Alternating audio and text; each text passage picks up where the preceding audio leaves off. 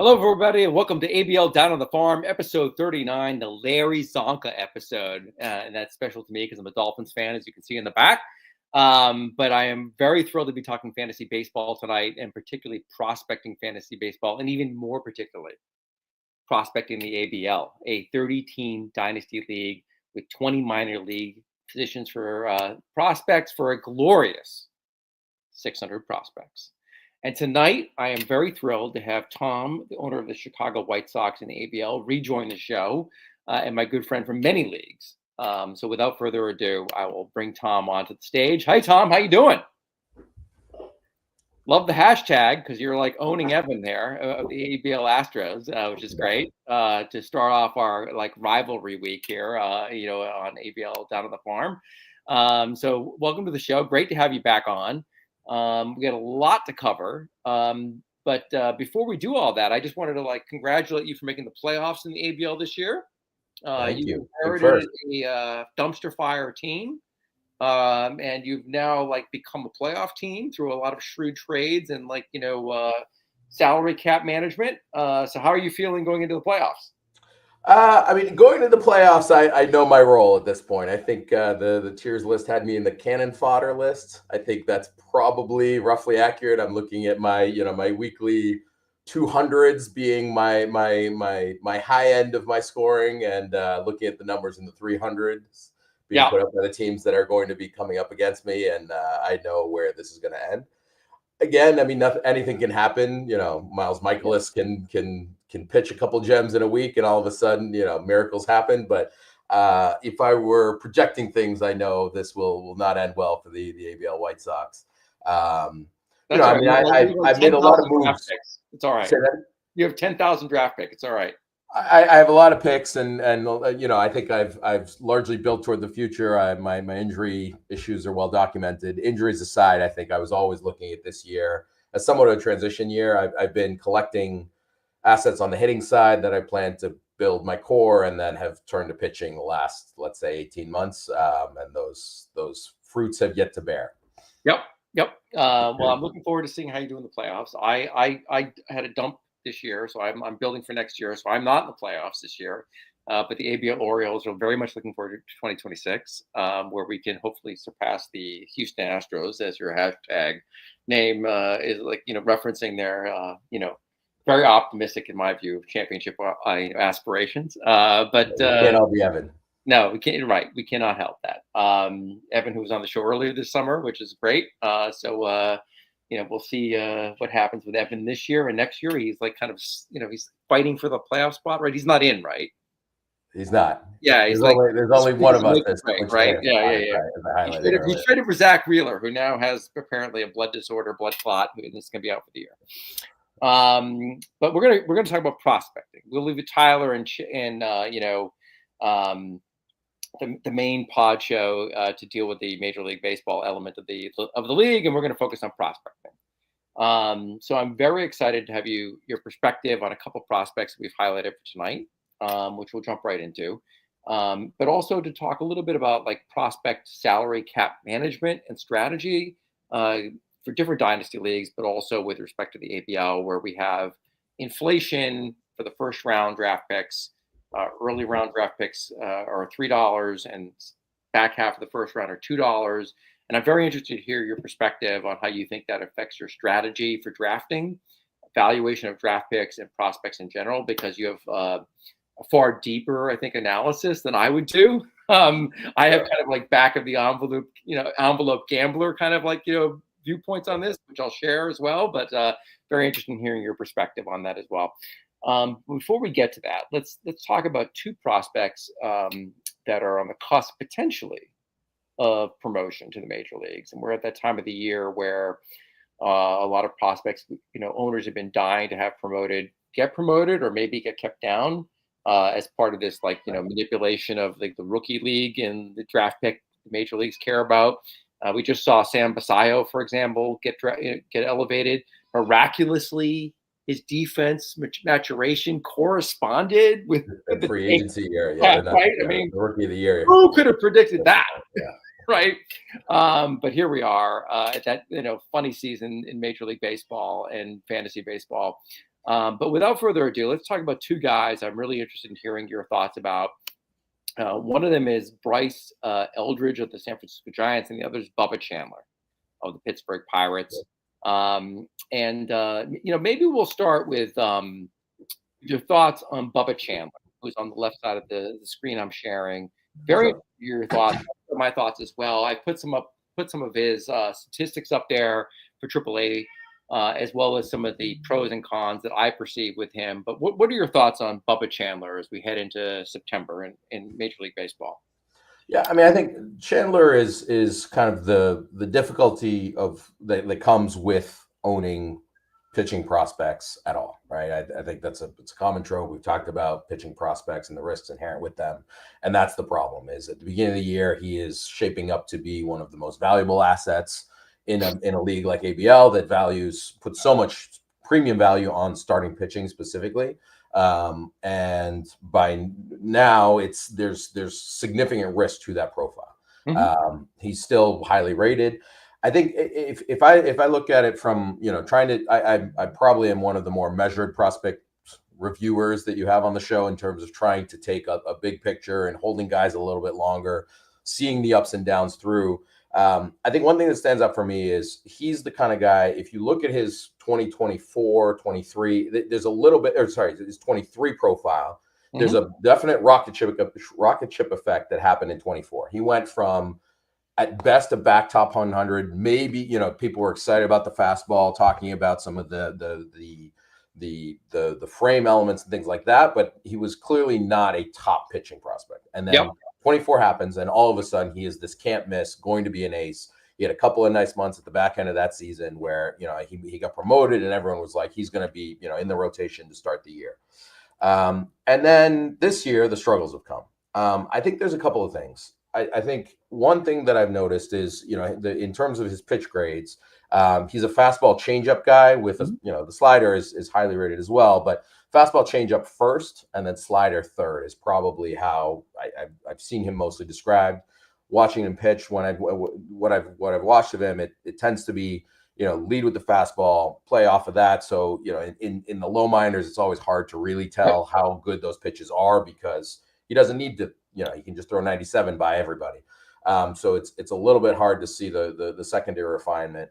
The metrics tend to agree. The stuff is great. The fastball, the shapes on those pitches are still good, but the slider is still the third one. Whereas if I'm picking pitchers, I prefer the fastball slider types first, and then if we want to develop a changeup or something to get opposite hand hitters, let's talk about that. I think the same handed hitters is kind of your first bread and butter, and that's something I think that Bubba Chandler, I think, is not the struggles have come from the lack of slider command. If I'm going to pin it down on a single thing, it's he's got this, a good base to kind of build counts, but when it comes to putting players away, he's struggling there, and that's where the walks come, that's where the hits come, that's where the elevated pitch count and the short starts come from. And sorry, go ahead. It looks like no. I was going to interject and say, I just pause you on the concept of preferring a fastball slider pitcher over a fastball pitcher. And so why do you say that? So I just find that that's the combination that I prefer to build off of, right? There's a couple of factors in terms of the way the ball comes out of the hand that those two pitches can work together. Getting your fastball to play off of your slider will generate strikeouts more than the changeup. The changeups, and this goes back to my background in being a believer at the Church of Stuff and Stuff Plus models, which tend to undervalue splitters and changeups, and tend to view those pitches as, they're high variance pitches in a lot of times. So you get pitchers where if the command isn't perfect on the fastball, then the way the changeup plays off of that, you often end up with pitchers that have the profile of a Chris Paddock, where they come up and they're unhittable. Then they look like they are horrendous. Then they come back and all of a sudden they look great again and everybody's getting excited. Now they go back and they kind of have a profile that tends to ebb and flow. The fastball slider types, if there's command there on the fastball and command on the slider, landing the slider, even if you're a two-pitch pitcher, right? I'm thinking Spencer Strider. I'm thinking Green in Cincinnati. Hunter Green. Hunter Green, thank you. So those fastball slider types, if you think about the way those profiles play, even in their struggles, they still return strikeouts. Strikeouts are key because the ball's not in play, reduces the volatility of your profile, et cetera, right? And so you may not get as much success and as much length out of those pitchers early on, but I think those are profiles that I just find are, at least in fantasy, the type that I want to target. They may not eat up as many innings, et cetera. So Yep. they require an additional, they're higher risk but higher return pitchers in that sense.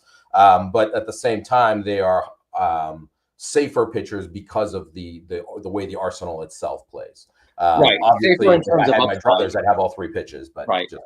Safer in terms of upside. I know that a lot of folks. I'm doing a poor job of explaining exactly what I'm trying to get at. But yes, exactly. The upside I'm looking for is easier to find in the fastball slider type. Yeah. So let's just pause there for a second. I mean, one of the things that I focus on, we got Dylan commenting, more righty batters. As well, yeah. Yep. So I mean, I'm still a lefty fastball slider anyway, but still, yes. same So like one of the things I focus on in evaluating prospects is their ceiling risk. I mean, that's something you and I have talked about as part of the handbook that I put out every year. And when you have a fastball slider pitcher, there is a greater chance of a dominant pitcher being in the major leagues. Like if you look at Hunter Green or Spencer Strider, really a lot of domination over 6 innings. And they've had high strikeout totals, domination in ratios. On the other hand, there's a huge injury risk with those guys. Right. And so, you have more volatility, but perhaps like a higher ceiling in terms of what they can actually reach.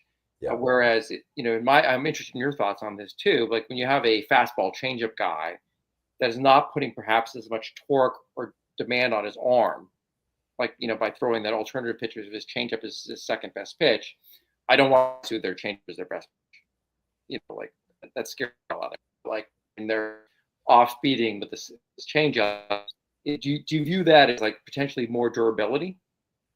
I think durability is hard to measure. I think it's one of those things we know about retroactively more so than preemptively at this point.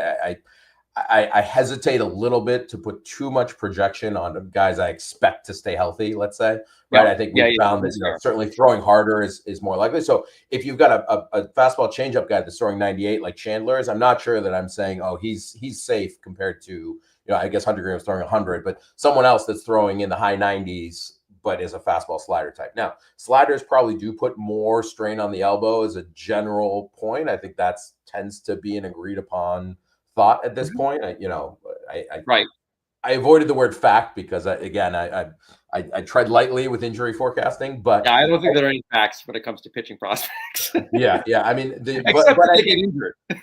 I do think one thing you said though, I think the ability to get to a higher innings count in a year, I think with a fastball changeup guy may be there more so than a fastball slider. I mean, fastball slider, fastball changeup is sort of because we're sort of starting to generalize into like strikeout pitcher versus pitch to contact type. So I don't want to do too much of that because I think that's probably more predictive necessarily than the pitch type. But I think those things lend themselves to that where, if you're throwing a changeup to opposite-handed batters, you're really just hoping for them to weakly ground out. Whereas if you're throwing sliders, that are a gyro slider that's going to dip down, you're still trying to miss bats even to the opposite-handed pitchers. Yeah, let's just pause here for a second. I do want to dive into Bubba Chandler a little bit more specifically, but we're talking kind of an interesting, to me anyway, general concept of targeting certain kind of prospects. I mean, there are major league guys that I certainly grew up watching, like Jack Morris, for example. You mentioned split finger fastballs. Who were real innings eaters. There's a different era of baseball, right? Where like going the full game was like really a premium then. They didn't care about getting home runs when you had the lead. You just pitch down the center of the plate, but there was a real value placed on those kind of guys back in the 80s, right? And so scoring format seems to matter here in this conversation. Right. So if you're in a points league like ABL is, you're not, and we do count innings pitched as a point generator. Right. So that is a factor. But strikeouts, that really dominating performance, like the shutout over 6 innings or something like that, that really gets you the most points. more than anything else. So, like, how does that factor into your calculation of an evaluation, like a guy like Bubba Chandler, or guys, generally like in that Yeah. ballpark, I mean, prospect? again, I think there's two things. First of all, I want to be clear. Bubba Chandler as a potential number two level pitcher, which I still think he can be, right? And when I say number two, I'm reserving ace for the 3 to 5 true aces in baseball. He Sure, can easily be a strong number two, and potentially get Cy Young votes in any given year, right? I think that's sure. the upside and the ceiling is still there. So I want to be a little careful not to beat him down too much. But I think the thing that I think about as particularly as it relates to the ABL scoring is this. I think the way the QA7 scoring system works, right?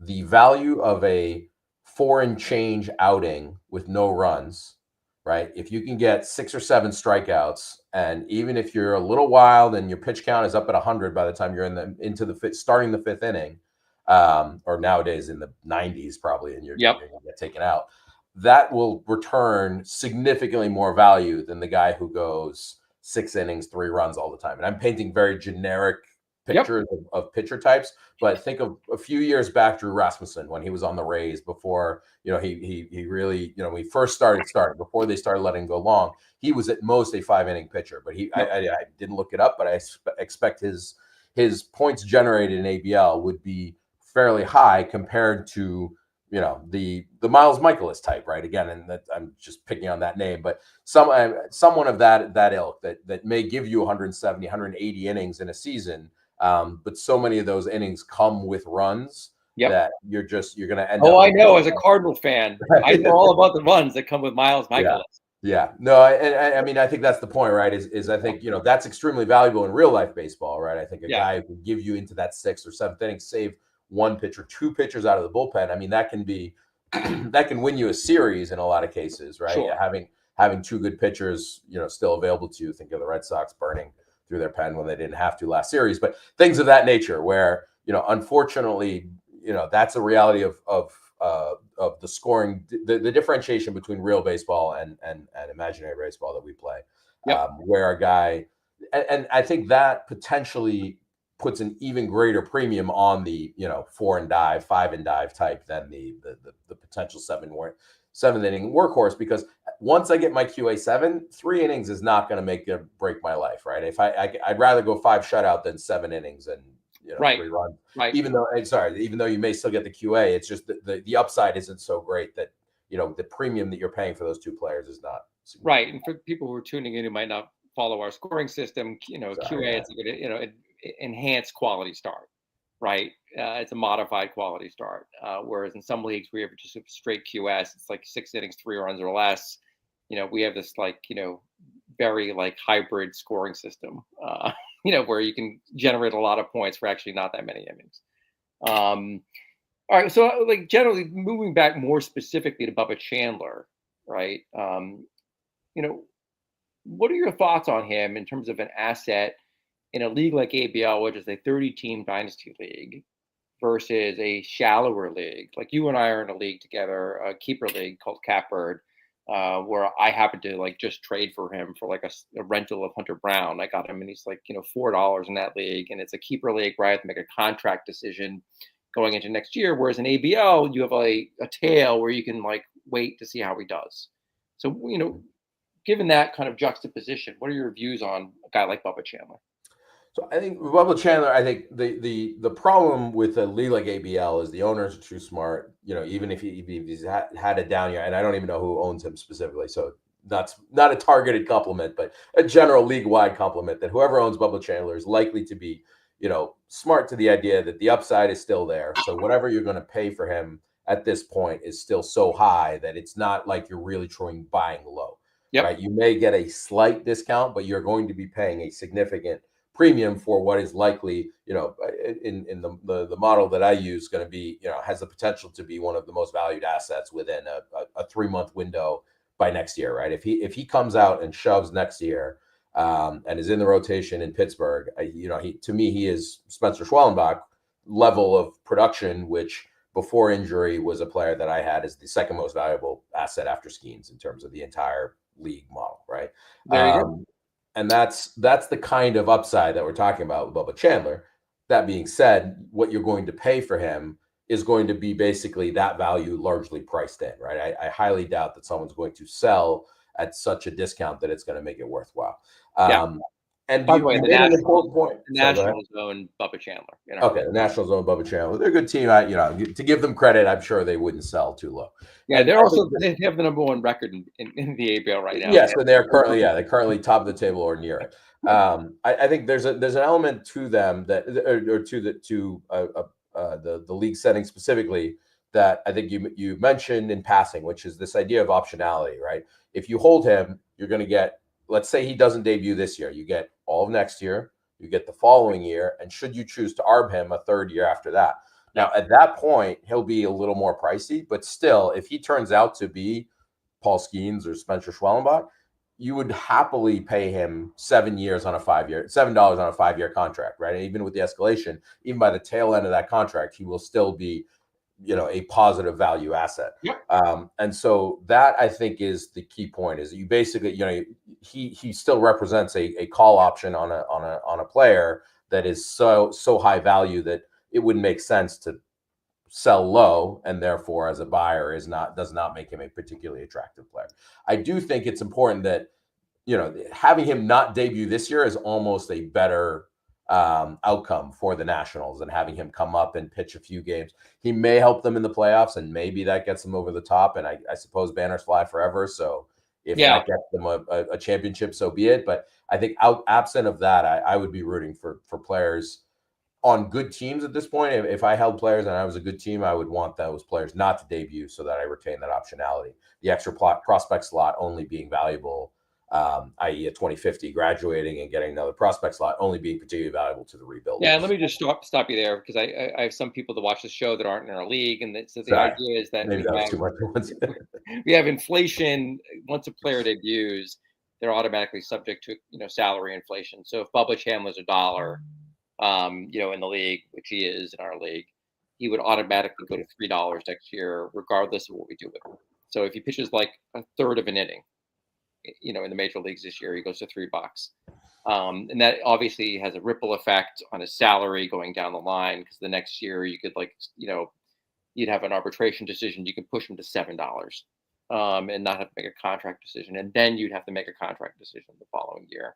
So we're going to get into a little bit more the economics of fantasy baseball prospecting later in the show, which I'm very interested to hear your thoughts on. But that's kind of what expressly you're referring to when you talk about the optionality with Bubba Chandler. So in that scenario, you'd want to have him kicked out of the minors, so you don't have that inflation, and you're basically making it a 2026 inflation as opposed to a 2025 inflation. Correct. Okay. Look, I'm all in on Bubba Chandler right now, particularly in a league like ABL. I think he's a very interesting prospect. I'm trying to buy him everywhere I could, at a discount, but I also agree with you. You're not really getting a discount on him, because now the owners that have held him all these years and experienced the boon in 2024, they're not going to sell short on him. They might as well hold him. Right. Yeah. So you're actually not going to trade for this guy, really. I happen to be able to acquire him in the league you and I are in, this keeper league, because it was the end of the year. Somebody wanted to make a run for the pennant, and they got frustrated with the inconsistency, presumably, right? But it has been wild inconsistency in the minors. As I noted down here, he's had a really roller coaster year. Started off lights out, had a horrible July, it was terrible. Well, actually June. And then part of July, and hasn't been great in August either. So we'll see what happens with him, whether he gets promoted or not. Fascinating prospect, still very young, 22 years old in AAA. Great frame for a starting pitcher. Really interesting stuff. Obviously, I had scored him very highly at the beginning of the year in the handbook, as is reflected at the top line of that chart that I have up there. We'll see what happens with Bubba. All right, let's talk about Bryce Eldridge a little bit, who's a fascinating prospect to me. And I think league format for me matters a lot with him. But I'm very interested, before I start on my pontificating on Bryce, I'm interested in hearing your thoughts on him as a prospect. Yeah, so I think the thing I see for him, and pretty much the entire ball game as it relates to whether he's going to be the player worthy of a top 10 to 25 prospect ranking, or becomes a journeyman that disappoints and kind of fizzles out at AAA before eventually getting a call up, is the contactability. And what I mean by that is contactability based on pitch recognition. And the reason I'm saying that is I think he actually has very good back control. I think his contact when he swings at pitches that are hittable is very good. His contact rate, his zone contact rates, et cetera, are actually pretty good. It's an overall contact profile that's not very good, which implies a propensity to chase pitches he can't hit, right? That's basically what I'm seeing with him. And what does that mean? That means recognizing breaking balls out of the hand, right? And that's pitch recognition, which that's a skill that can be developed, that some players develop and some players never do. I have shares of Miguel Sano withering on the vine of a player that never did figure it out, right? And there are other players that do. I found it's kind of, he's such a giant human that when you watch him swing, it almost looks like he's kind of holding a toothpick. Like it's very, like the bat looks comically small in his hands, even more so than Judge. I don't know if there's specifications about his bat where he's swinging a lighter bat, maybe to have that better bat control that at least I see. And I think I do wonder, and I mean, it's not like he needs a longer bat to hit it further. I mean, he's hitting 500-foot moonshots every time he does get a hold of it. I mean, there's video of him in the minors when he gets a hold of one. I mean, the cameras don't pan that far, basically, right? It goes as far as the minor league camera pans, and then it kind of ends. And so I think that's the point, is he's one of those guys where it's basically one core skill. Can he develop it or not? If we think he can, I think that then he's one of the next great power hitters and one of the next great first baseman, outfielder, whatever he ends up being defensively. I don't think defense will matter for him if he if the pitch selection or pitch recognition manifests, and if it doesn't, I don't think it'll matter either, because I'm not sure he's more than a second division regular, potentially fourth outfielder type, where he's a guy who can't cut it, because it's not like he's a shortstop with this profile, right? And he's clearly a minus at the defensive end of the spectrum. So it's just going to come out to can you recognize sliders, basically. And that's your last comment. I'm really simplifying it, but I know I agree with you entirely. And the last comment you just made goes to something that we've talked about on the show earlier, which is position and how it affects a prospect and how you think about a prospect. So you mentioned shortstop versus first base or outfield, wherever he is. There's a shortstop, because of their defense, the other abilities they bring to the diamond, they can actually get more plate appearances, even if they're not great on offense. Whereas there's a lot of competition at a corner infield position, particularly first base. And it's much easier to get, a replacement value for a guy like Eldridge if he struggles.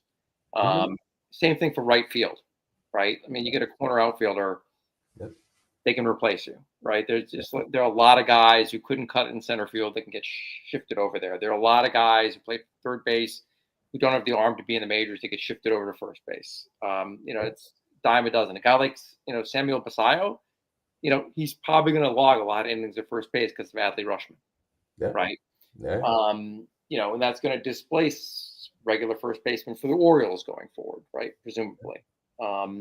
So there's a heightened risk, in my view, with a guy like Eldridge. And you're right, he's a massive human being, 6'7", 240, as I reflected on this slide here.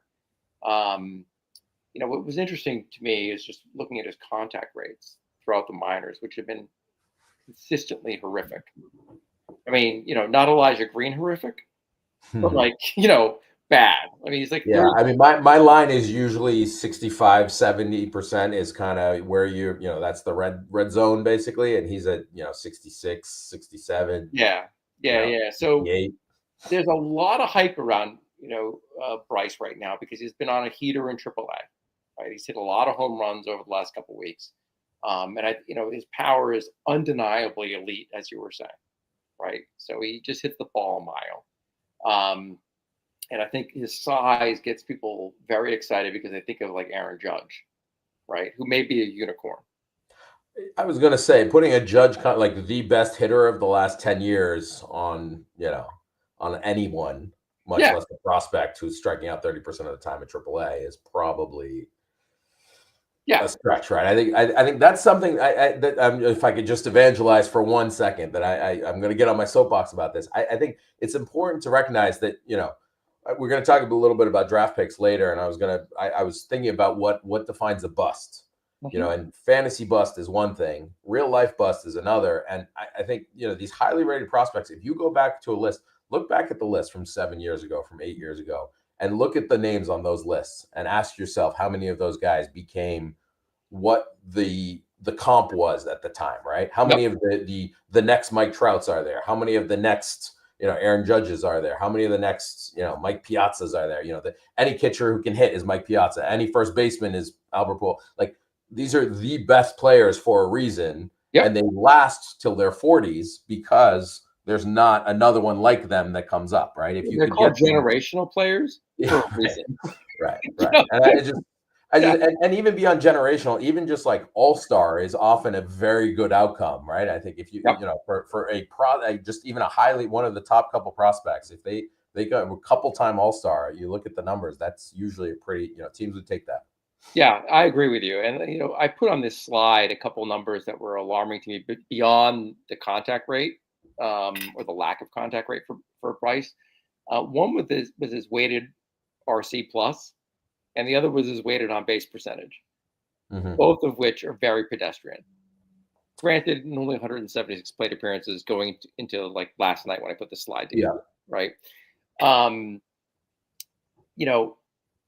You have to take sample size into consideration, and league, when you think about those stats, I'm just going to say the thing that flashes bright red to me when you show me the WRC plus that's below 100 is I think it's Sacramento. Is that where one of the PCL? I'm pretty sure it's Sacramento, which is like these are like, or maybe I'm not. I forget exactly where the San Francisco AAA affiliate is, but that league, that entire PCL league, I mean, those numbers are all video game numbers for a reason.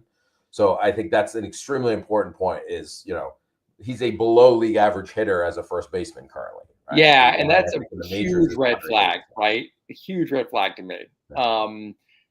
He's also a guy that may really struggle when he comes up, whatever that is, right? Because he has this pitch recognition issue. He has a horrible time with off-speed pitches. He's killing fastballs, but just like I have the Pedro Serrano comp down there, right, from the movie Major League. For those who are like too young to have watched it, shame on you for your ignorance. But the Major League pitchers can throw breaking pitches. They can throw off-speed pitches. And once they figure out that they can't hit the off-speed pitches, then breaking pitches books out on them, and they're just going to feed it to them all day, right? And is this guy Joey Gallo, or is he Miguel Sano? It's like either of those outcomes is not great. Yeah, I think the one thing I'll say is Gallo, I think, actually had decent pitch recognition, but he couldn't. It was a bat control issue with him. He was just swinging so fast and so hard that he would just miss the ball. I mean, maybe that's an oversimplification of a major league hitter with probably 300 home runs or whatever it is. But I was thinking more in terms of outcome. Yeah, no, sorry, but yes, I mean that's a fair point. That I think,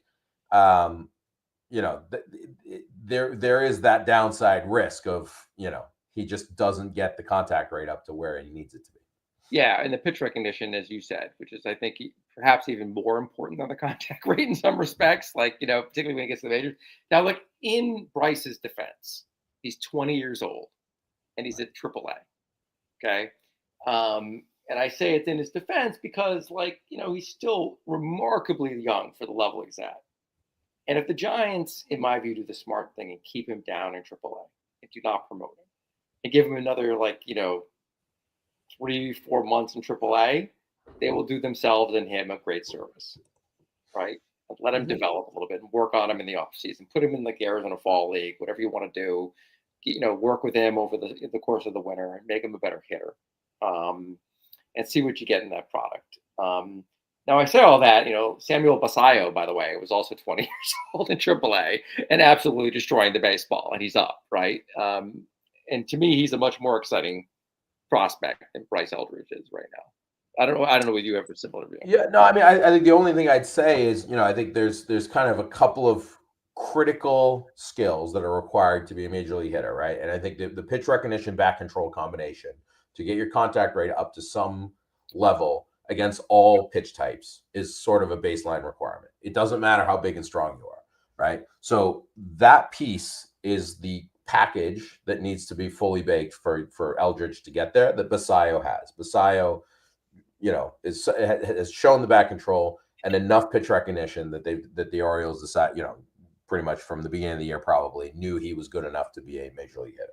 Eldridge just hasn't shown that, and that's what's holding him back. And at the end of the day, it's one skill. It's a skill that can be developed. I think some of the technology that this trajectory technology now, where they have pitching machines with deliveries and pitch shapes that mimic major league pitchers, where you could literally just set that on slider and just train the guy to recognize what it looks like and kind of see all the pitchers in his division 1,000 times in the offseason. Now they're probably not doing that, but and I'm not a hitting coach, but it seems like we have the ability now to develop that skill more than we ever have, or we should have that ability to develop that skill more than we ever have.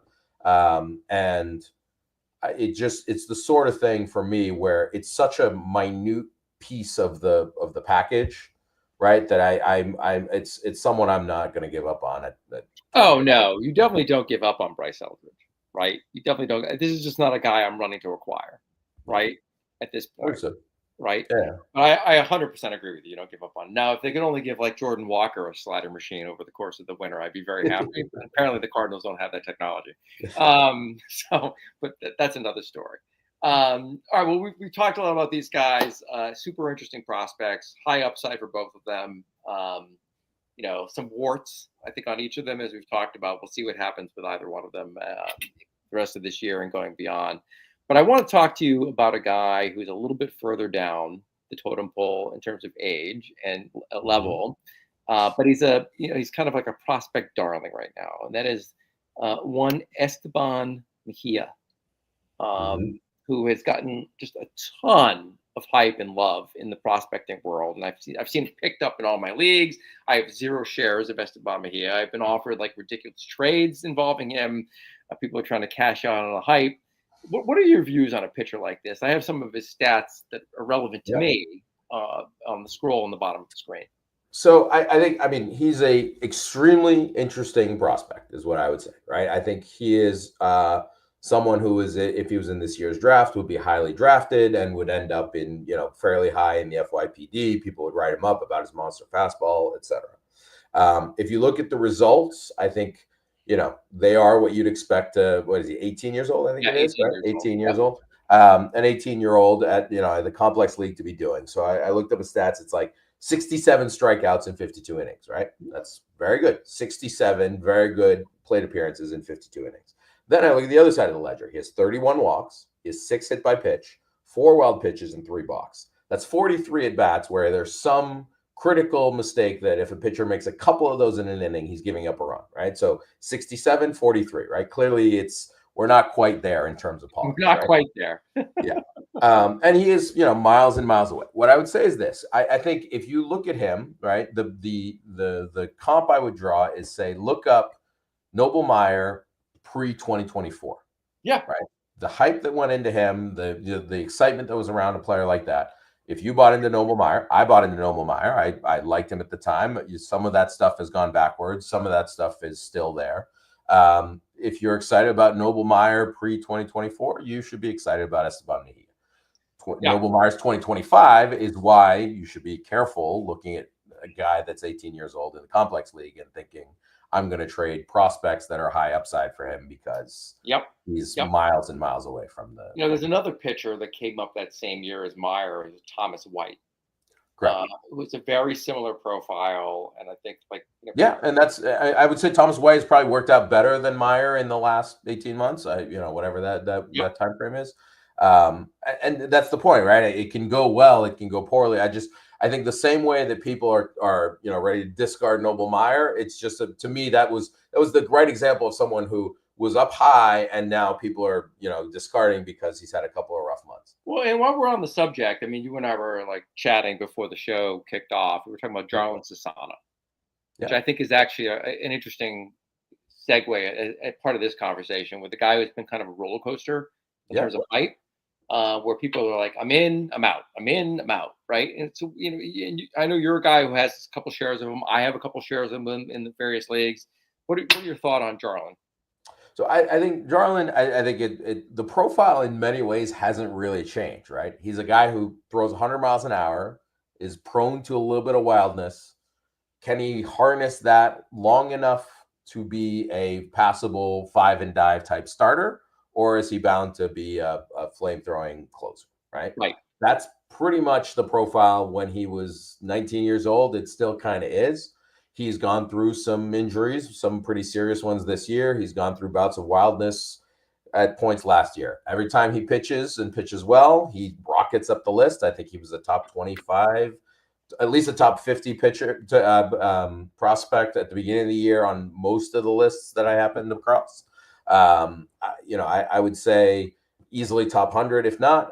He goes from a consensus bust to consensus future ace very, very quickly, depending on what his last 5 to 6 starts have looked like. Right, and that's the point. Is the sample size on these are so small that I just have a hard time, to me, changing the conclusion. So when I can get him in a throw-in a deal in ABL, I did so.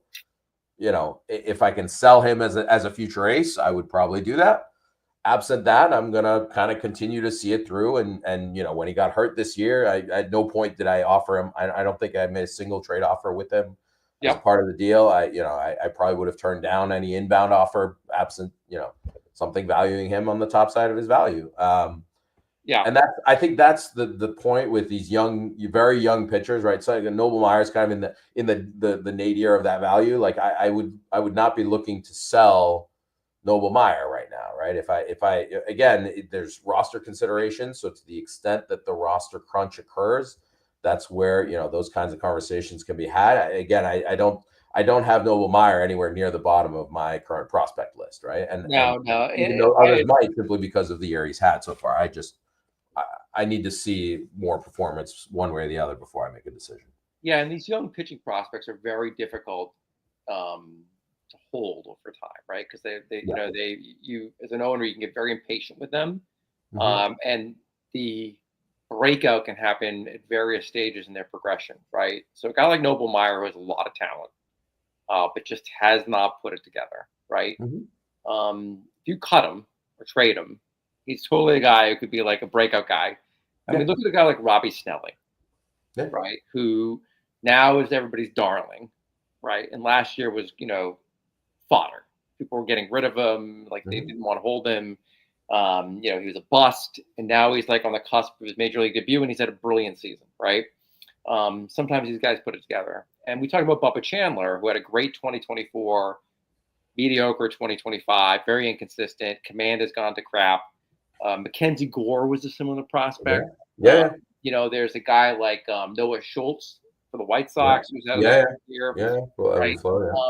These guys can be dominant in stretches and then kind of like go bad, and so you just have to really be patient with them. But particularly with the teenage pitchers, right? Like Mejia, we were talking about. That's one guy.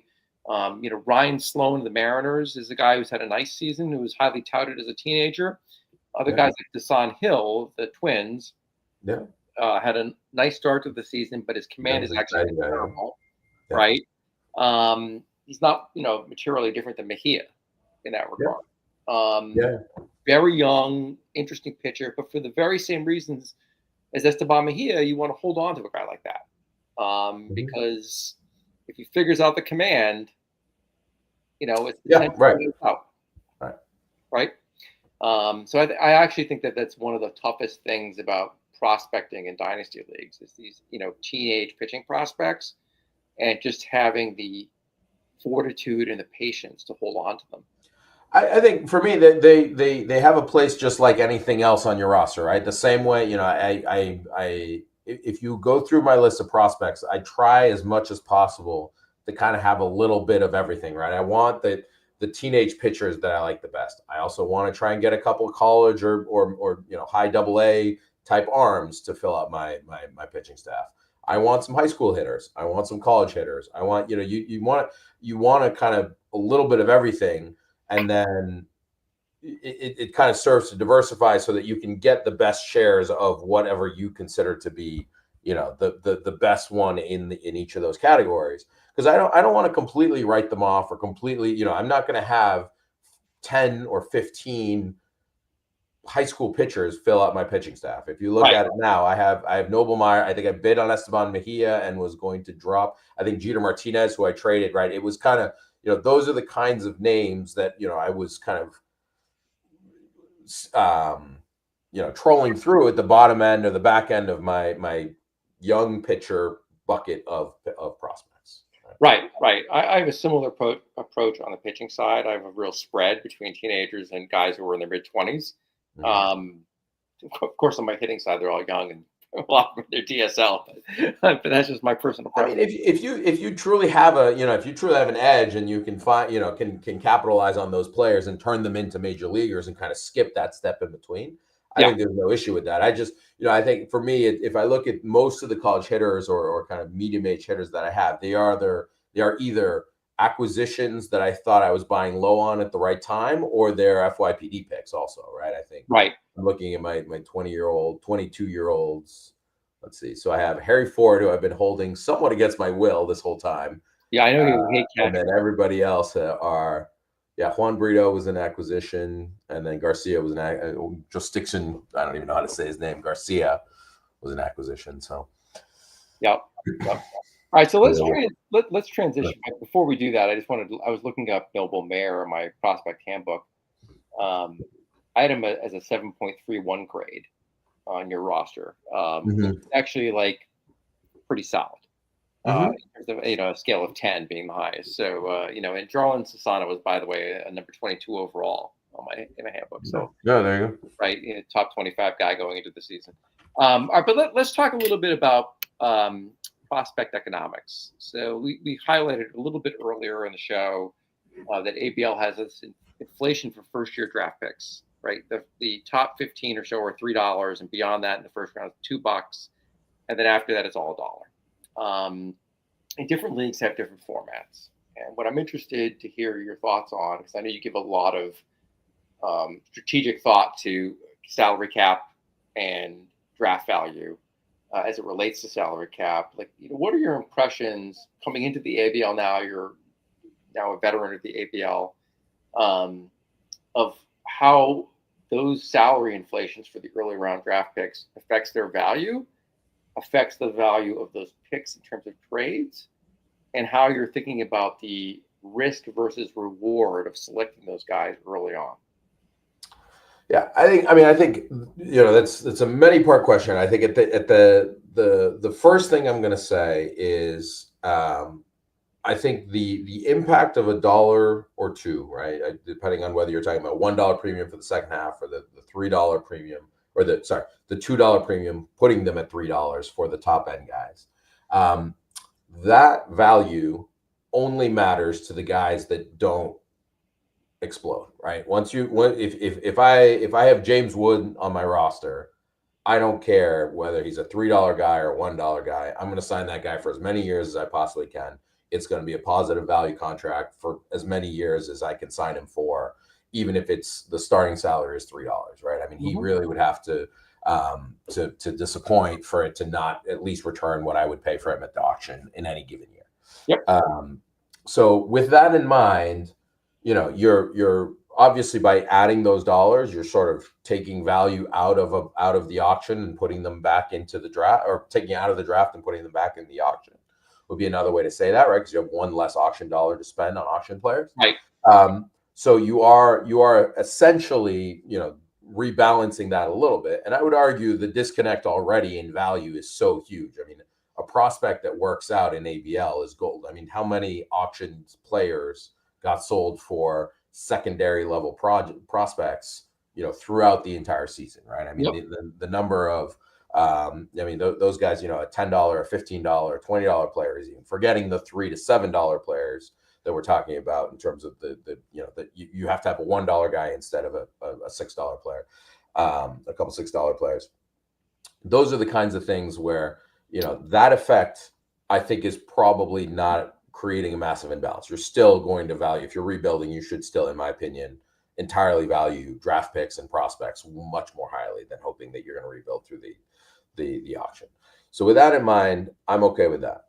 The one piece to think about is the relative valuation, I think, of a first rounder versus a second rounder versus a third rounder, right? Mm-hmm. And so on.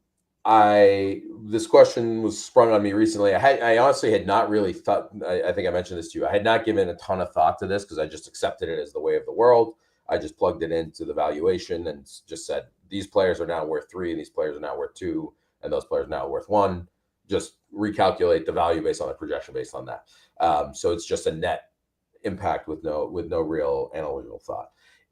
Having thought about this a little bit here, what I did is I looked, and I only had the draft history for 23 and 24. I didn't have 22 and prior, so I looked at the FYPD drafts, and what I did is I looked at how many of those players turn out versus bust versus are of some value, right?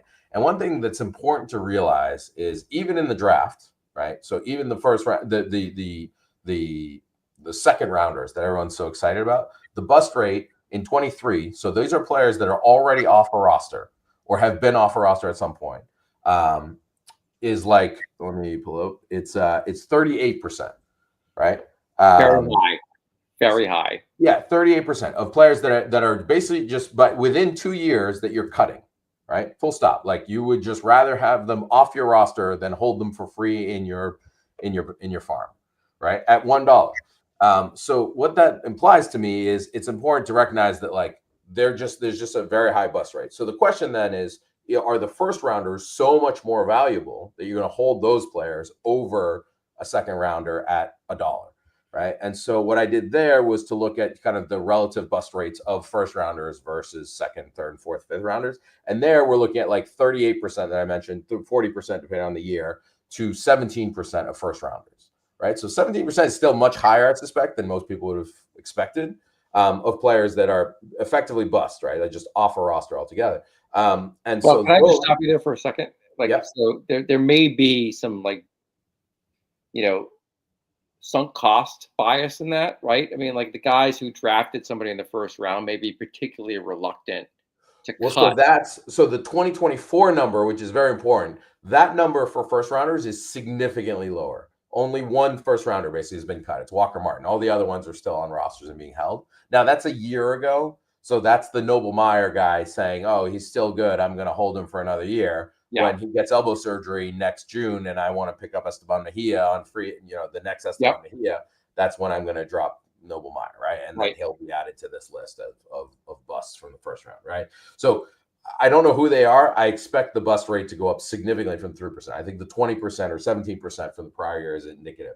But I think we notice a ratio there that, there's probably, as you said, some amount of sunk cost, but I do think that there's a lower bust rate. Because if you were to take the top 10 prospects in any given year, the top 30 prospects in the top 30 of those lists, the bust rate would be lower than the bottom 70, let's say, of a top 100 list, much more so, as you go down further into the into the 150s, which we end up drafting every year. And that's the important point is I think there's definitely a lower bust rate. And if you believe that there's a lower bust rate, you can justify a higher valuation. Now, $2, 2x, right? I think we just said 40-20. That's probably a 2x valuation justified. The 3x for the top, that's where you can talk to me about, is that a bridge too far? And then at the end of the day, it looks like you frozen. Are you still there? Are you still with me? Is it just me or just you? Technical difficulties. I can hear you. No, I can't hear you. There we go. Are you back? I'm back. You do freeze? There we go. Yeah. Yeah, just to finish the thought, I think I was saying 2x makes sense, 3x maybe is a bridge too far, and then I think the if I'm going to boil it down to a simple stance, I would say it's a philosophical one, which is, do you think that there's too much value in the draft and there should be less in the draft and a little bit more in the auction, and therefore it's justified? I don't think the pricing makes such a big difference, because if you look at it, the top, that was another thing I did is I said, okay, are the $3 players, let's say, now the $3 guy that just barely makes it and is still like a starter level player, that's not a good value to me, right? That would be the other argument is to say, I drafted a guy 15th overall. He didn't turn into James Wood, but he's still a guy I would want on my roster, but I'm now just going to cut him and throw him back. That would be the other argument, right? So let's look at players drafted for $3 And the top 5 in point production. This is the top 5 players that were drafted for $3 or less. It's Andrew Benintendi, Taylor Walls, Pedro Pajes, Matt Strom, and Michael A. Taylor. All players that you probably should have picked up for $1, right? That, at the end of the day, like, I'm not trying to start anything with any of those those players' owners. I frankly don't even know who the owners are. But the point is simply, right, those are not difference-making players at $3. So if you can have a player that just makes it, that's still valuable at $3. And probably I didn't do the $5 threshold, but I expect, with 1 year inflation, you could probably keep that player for an extra year. And at that point, if you've gotten 2 years of production for a first round pick, even if it's the version that didn't work out, when you combine that with the optionality of landing a James Wood, which is a massive value, and a Paul Skeens that is the best asset in baseball within a few years, those players, that's the optionality that you're paying for the first round pick. The baseline is sort of this thing that's still worth a couple years worth of production. And then after that, it's yes, there will be a bust. That's a Walker Martin that you paid $3 for that you just want off your roster. And same thing with any other asset in this league. Yeah, that's very interesting. I think it's very useful analysis. The interesting thing to me as we're talking about this for the draft is really the Wild West nature of the second and third rounds take on versus the first round in any draft, because in many respects, the first round is often scripted because there is so hyper analyzed going into the draft for most people. And I think as the ABL and a lot of these 30-team leagues they get more sophisticated, and you start getting owners that are more and more versed in prospecting, or at least they have a list that they're going off of. Where you can almost script the first 20 picks, like give or take. There's always going to be some movement, but I don't think there are a lot of surprises. That's fair. Yeah, right.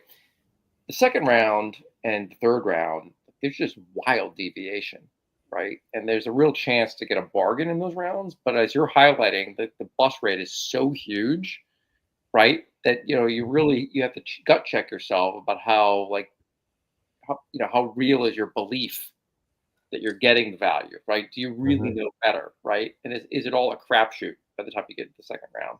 I don't think there are any guarantees in the first round, because they're all prospects at the end of the day. But they're first round buys for most of us because they have been so vetted by Major League Baseball, right? And then the fantasy community in general by that point. I agree with that. Right? Yeah. I definitely think that's fair. I think the other thing about when you get into the late round picks, I think there's an element as well of there's kind of two things that go into a prospect as far as I'm concerned. There's sort of pedigree and performance measurables that are current, right? So, and when I say pedigree, that's prior performance in college or whatever version of baseball they were playing in before that we can observe or measure. It's things about their frame and their, all the stuff that goes into the handbook. And then there's a separate piece, whatever scouting evaluations that you read and whatever else. Then there's a separate piece, which is the actual performance and measurables that come when in the form of actual games played, right, at the professional level. So once you put them in a double A environment, you put them in a single A environment, put them in a complex environment, you see the performance, you get some data about their actual, pitch metrics that, you're starting to get some of that Hawkeyes StatCast stuff for college pitchers, but still, for the most part, you don't really know until they get in an MLB pitching lab. You're starting to get some of the exit velocity. You get some of the exit velocity data. Some of that's apples to oranges. Now people try translations, et cetera. It's still not perfect. So you get all of, there's as far as I'm concerned, close to 50% of the picture, depending on how far you slide on that sliding scale, a significant chunk of that picture that you don't really have. Now, some guys come up and guys get really excited about Nick Kurtz's low K rate in 30 at bats at single A. And sometimes, it turns out that Nick Kurtz is just a good hitter. He's just never going to strike out. So he was going to be awesome, and that didn't matter. And then sometimes guys, are really good or really bad for a short sample, and that doesn't really predict anything, right? And so I just think that's probably the factor that gets overplayed and overly embedded into the FYPD valuations, where, I think the first round guys have so much pedigree, have such good frame, have such good all of those things, scouting attributes, et cetera, that the bust rate inherently is lower, that we don't need the second component as much. the later into the draft you get, the variance comes from the fact that we don't have on any of these players this other stuff. So it's a guy without pedigree. If you look at some of the guys that I'm ending up picking up, it's a lot of guys where that first side wasn't super exciting, but all this other stuff that's coming out now that I can measure and I can read about is justifying a much higher valuation on that player than what was suggested at the beginning of the year, pre-data, if you will. Yep, yeah, that's one of the things during the season that makes pop-up prospects so interesting. And like, Right. Where do you get your information from during the course of the season? Like, what are you really grabbing your pop-ups? What sources are you relying on to get them, right?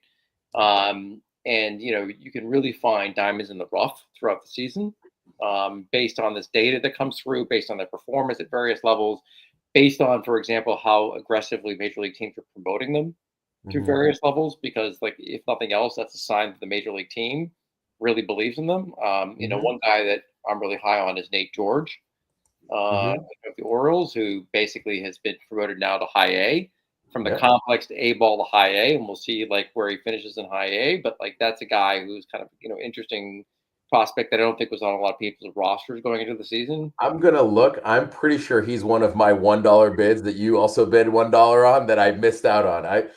Nate George is a guy I bid on like 4 leagues, and I remember not getting him in like any league and being very upset. Well, it's probably all the leagues that I'm in. It's true. We do unfortunately share many leagues.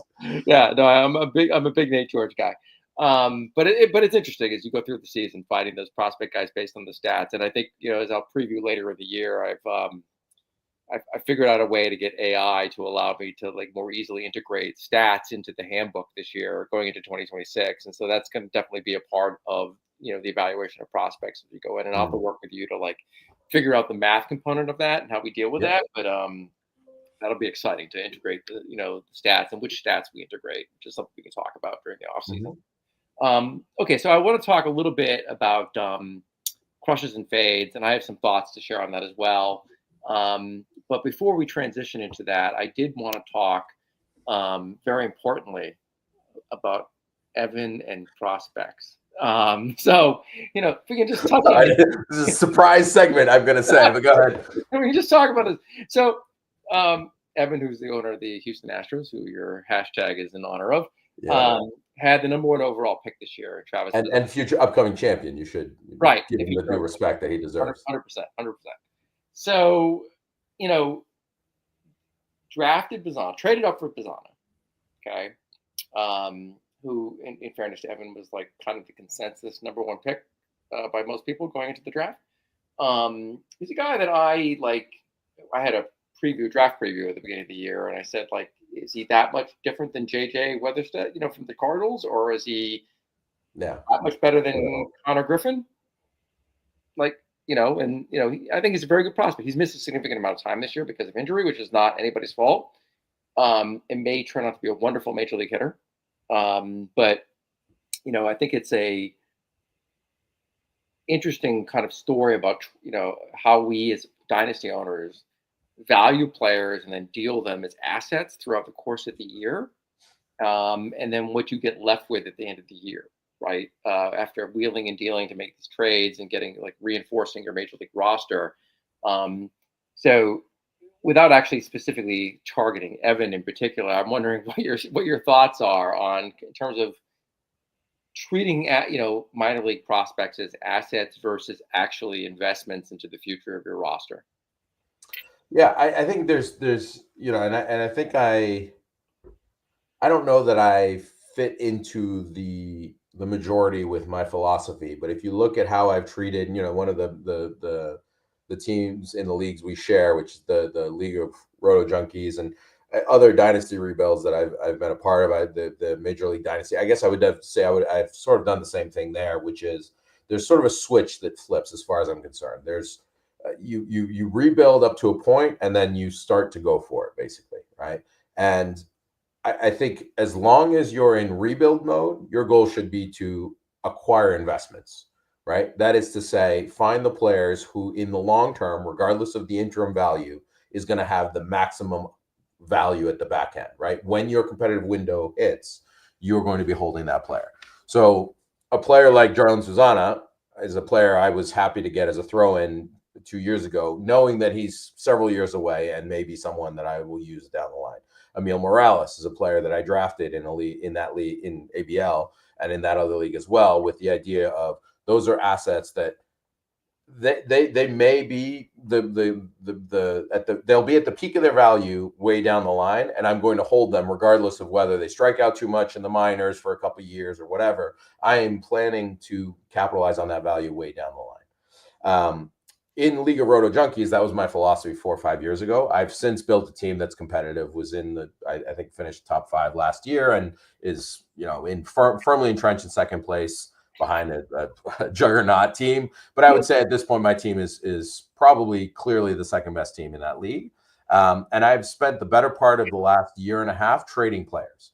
I traded away Christian Campbell. I traded away Samuel Basallo. I traded away several big name prospects who I acquired with the sole purpose of just flipping them. And I knew, I would see whenever the second they start to pop, I acquire them. And then my goal is to trade them as soon as I can for present value into an asset. Right.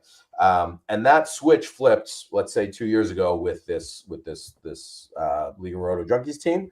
The other two teams, the switch has not yet flipped. So every trade I've made in those other leagues are more about acquiring, I don't care whatever ebb and flow perceived value, right? Everyone may think I'm an idiot for acquiring Schwellenbach, who may never pitch this year.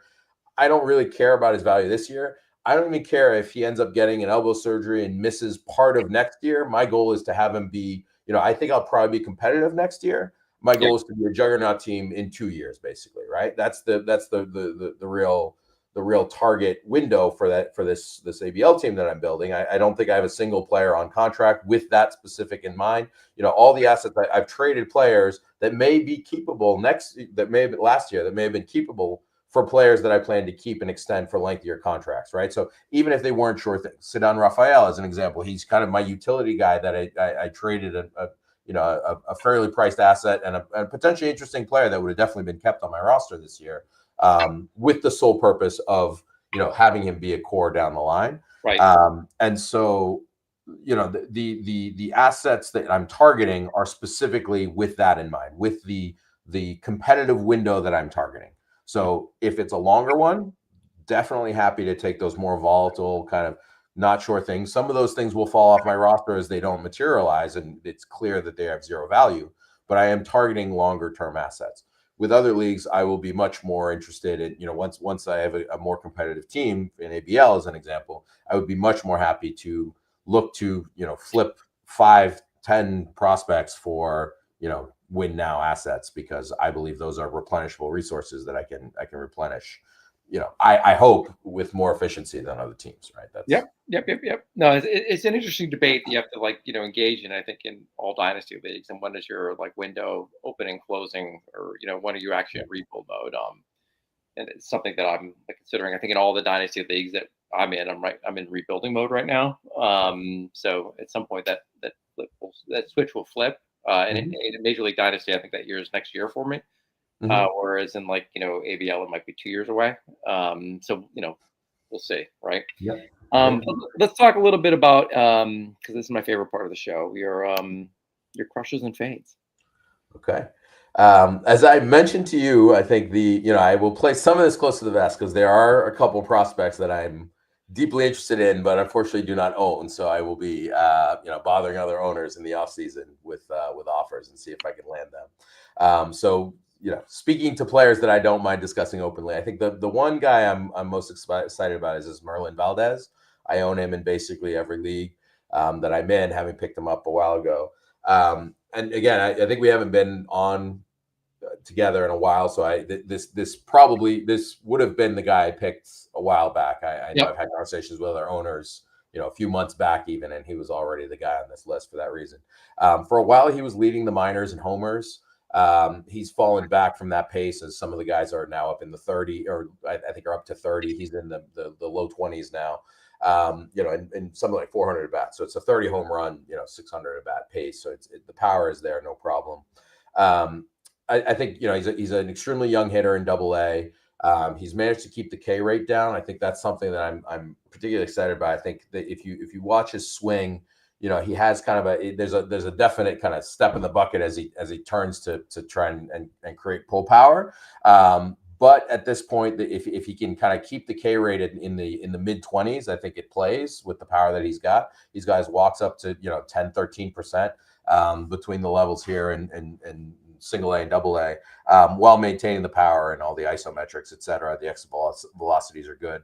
And I think I have the stat here. He's third in homers for players his age and younger.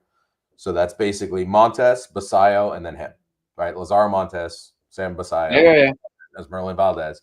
Same number of extra base hits as Montes, right? So we're talking about the same kind of profile. It's that kind of production for everyone who's pretty excited about Montes. And basically the same age as Montes, the same level, 10 months apart. Yeah, and you're highlighting age versus level there, which is always a barometer that I look at. I know that. Yes, I keep coming back to 20-year-old in Double A. I mean, that's the kind of thing. If he wasn't on the Pirates, I would say that's the kind of player that might even break camp with the team next year. I think there's no chance on the Pirates. I think he probably seasons probably finishes the year in Double A, starts next year in Double A probably even, and then goes up to Triple A, maybe with a call up at the end of the year. Barring regime change there. That's part of the organizational issues that you have to live with. Maybe he gets traded to the Yankees or something like that when they sell low on some future asset that they're misvaluing.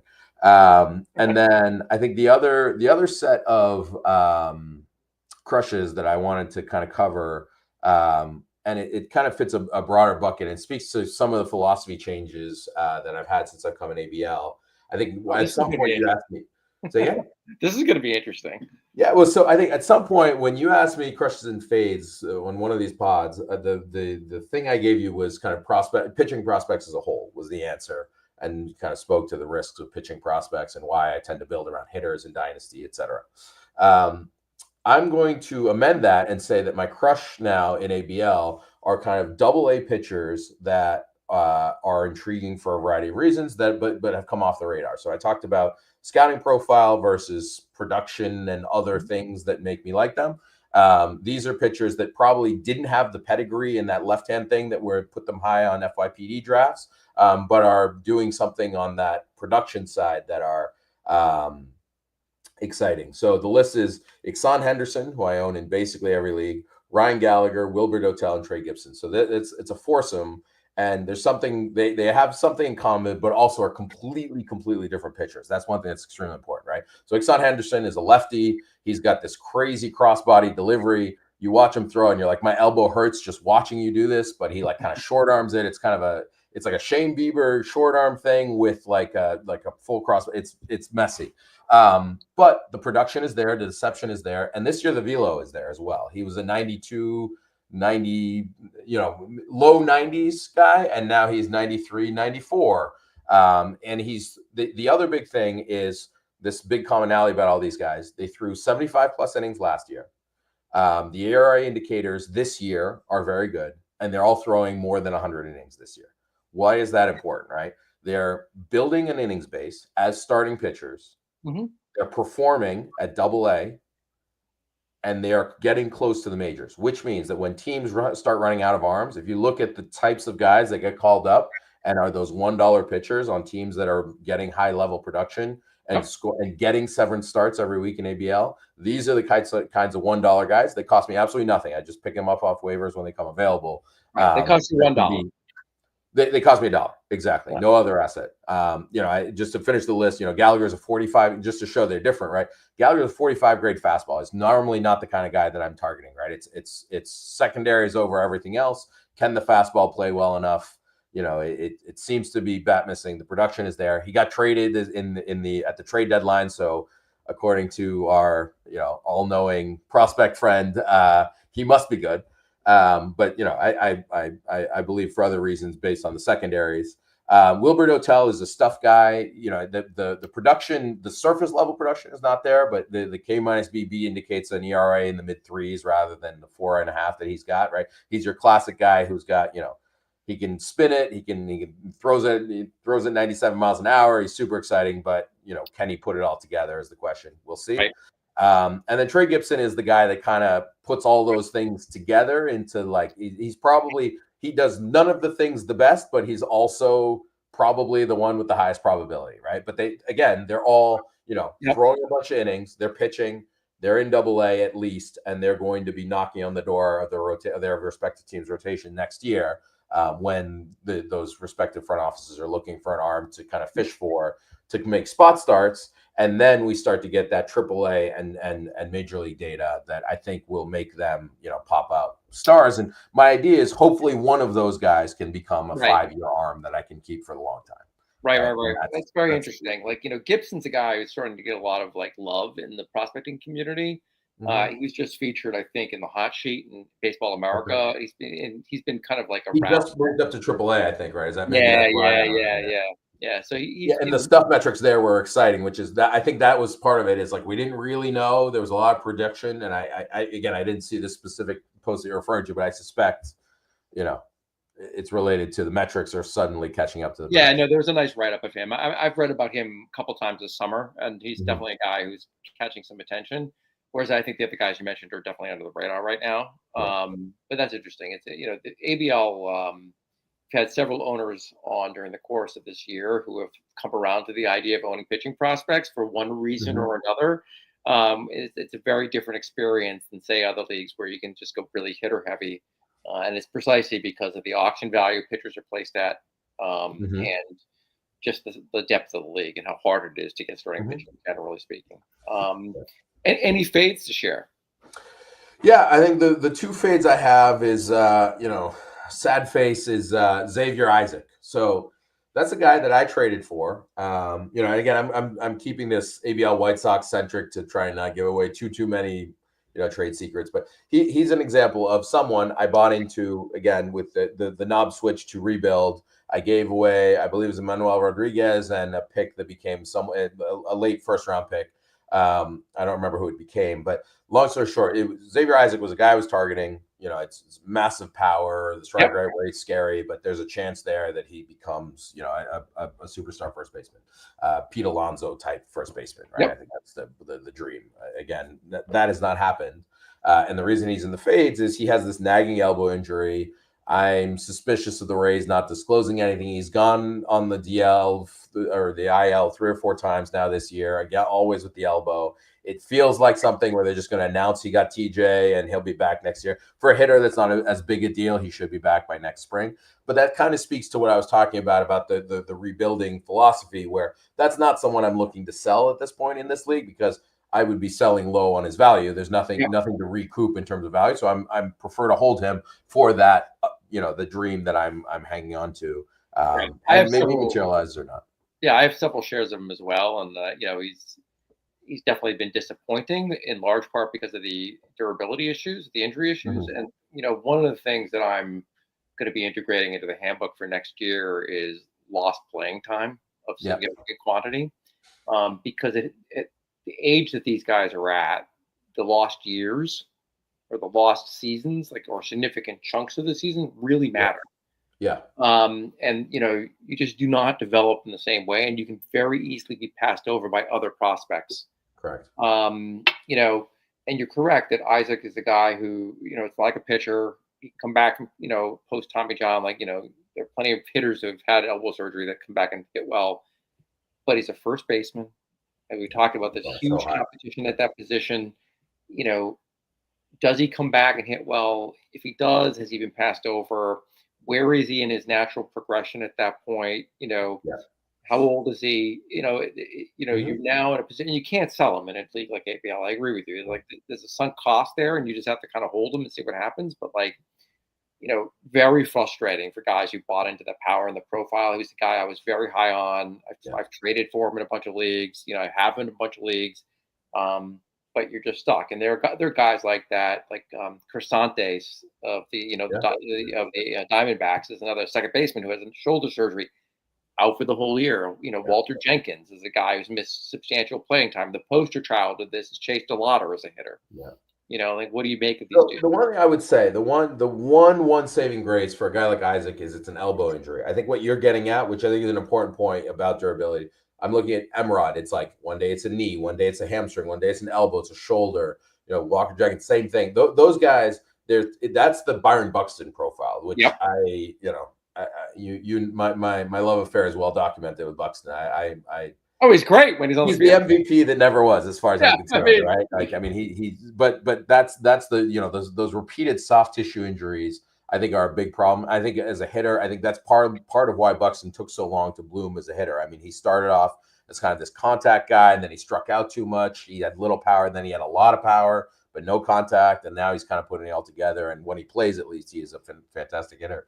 And I think that speaks to some of those development delays that occur. Yep. And I think it speaks to, you know, some of those pitches I was talking about, where stacking innings, stacking experience does, you know, we've become so focused on the potential and looking at a guy who hits the ball 150 miles an hour once, and we're like, well, that is predictive and that's great. He may have 80 grade power, but if he never learns how to hit a slider, he's just not going to be a player that ever, you know, matters.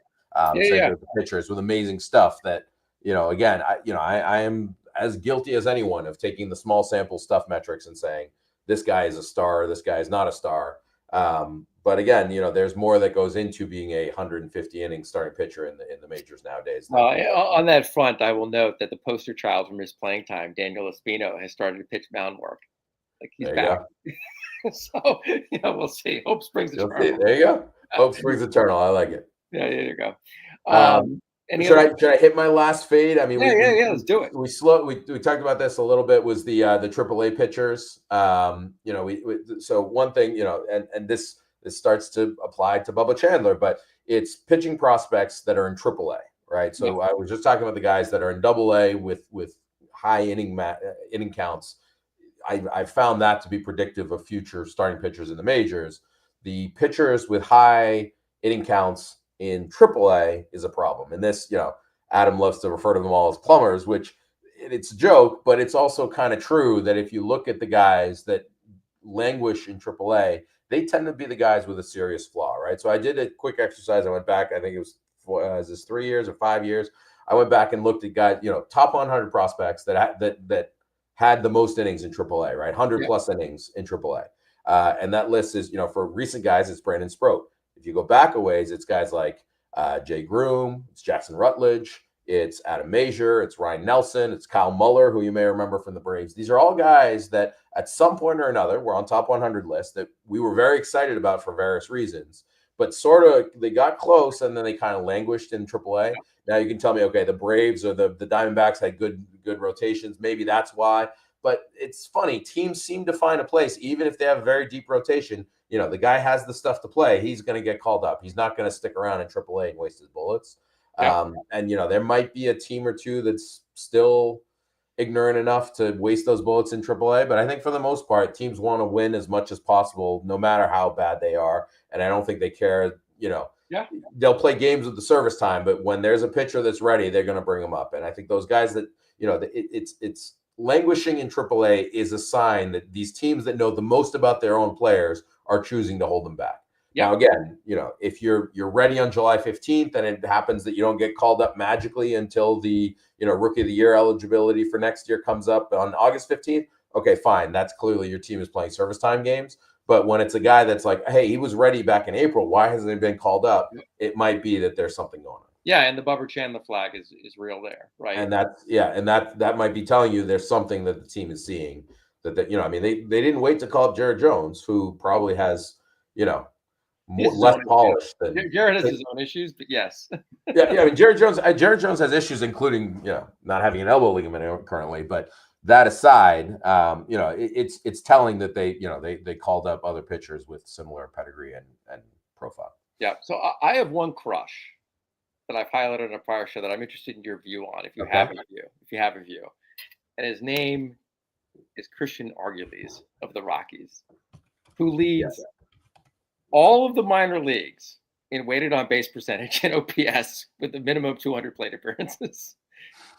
Like, this kid is absolutely destroying baseballs in the DSL. He was 16 years old last year in the DSL.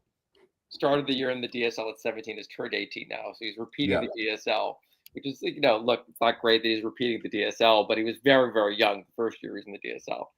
And like, when you look at a kid like this, obviously we have to see how he does stateside. But he falls into the camp of a guy who is not pedigreed, like he was on nobody's lists, right? And is absolutely obliterating baseballs. Yeah. So I think a guy like Arguelles, I think he fits into a category for me, which is those pop up, kind of low level pop up production hitters, right? There's pedigree guys at that level, and then there's the pop up hitters. I think for me, and unfortunately, the biggest red mark on his profile in terms of me wanting to own him is the fact that he plays for the Rockies organization, and that's not to say the future is super exciting if he does make it to Coors, and the history is littered with people who thought that that this guy in Coors, just wait, right, and the guy never makes it. But the reason I'm saying that is what you would like those pop up production hitters in the DSL and complex leagues. What you want to see with those guys is teams moving them up. You want teams to see, that have the metrics on, okay, what is he? Okay, maybe he's just obliterating every fastball and he's just swinging through every single off-speed pitch, no matter how close it is to the plate. And it doesn't matter because the kid can't throw strikes at that. The pitching is so bad at that level that he's just basically, anytime it's kind of close, he swings. And because anything that's kind of close is basically has to be a fastball, he's going to hit it. Then, that's not a predictive factor. Now, a center fielder who can hit for power is, that's you've just said the two key things that make a major league player with very few other things, really. If you can play center field defense and hit for power with consistency, right? Which again, the contact and pitch recognition is somewhat of a requirement there. But even if you strike out too much, that would be okay. And it's not that Arguelles is striking out. I would say, something I would want to see for a guy like that is rapid promotion, right? If I see rapid promotion, to me, that is a guy I'm ready to jump on and get all in. If he languishes, right? Repeating DSL, not great, but he was 16 before. He started at 17. He 18 is usually 18 is the cross-offs for me in DSL. So it's like he's just kind of on the line, like it's close. So if they brought him stateside and then they're like, okay, we're going to promote you, and next year he's oh wow, look at this assignment, he's in AA, then so it's great, a high A, let's say. Some rapid promotion. To me, that's like a flashing red light, buy in. So it's the kind of guy I'm going to watch and look for those kinds of. Yeah, no, I think that's entirely fair and apt with a guy like this. I mean, he cost me $1 to pick him up. I mean, if you've got the roster slot, see what happens. I mean, and you won't be getting him in any of the leagues we're in anyway, because I own him in all those leagues. He's already owned everywhere. But he's owned everywhere. But he cost me nothing in all of them. But I think the interesting comparison is the guy we talked about earlier, which is Nate George of the Orioles, who has been rapidly promoted through all the leagues. Right. Just in the season, from like CPX all the way up to high A now. And what you'd like to see with a guy like Arguelles is our DSL season's going to end soon. Like, what do they do with him? Like, do they bring him up? Do they hold him till next year? And obviously, he's got to be in A ball at some point next year for you to get excited about a guy like this. But so we'll see. But he is putting up arcade numbers, which is kind of exciting. Yeah. I mean, I think something for me that's the power with low Ks is kind of a baseline requirement of being relevant in terms of DSL stat line. And as long as you have those two things, right? I mean, he's walking more than striking out, and then the power being there, means that it implies an exciting profile. Like I said, the problem is he could languish, and it wouldn't mean that he's not the kind of guy we should buy in. It's just because the Rockies won't promote him because they don't know how to manage prospects. Like that is also such a know-it-all. I pretend I know better than the front office, but I actually think I might actually understand baseball better than the Rockies front office. And that's not like me. I think most people. I was going to say you're not alone. Yeah, you're not alone.